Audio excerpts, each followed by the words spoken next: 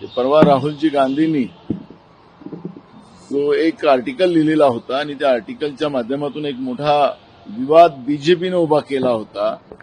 बीजेपीच्या मोठ्या नेत्यापासून तर अंधभक्तापर्यंत त्यांनी त्यांच्यावर ट्रोल केलं.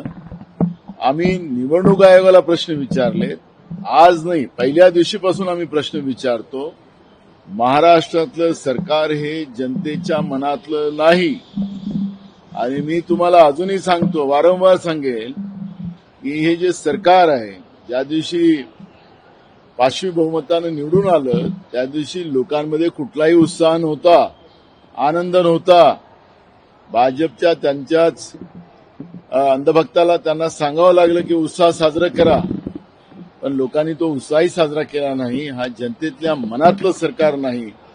आणि म्हणून बच्चू कडू सारख्या अनेक लोकांच्या जीवाचं घेणं देणं नाही, अशी परिस्थिती राज्याच्या सरकारची आहे.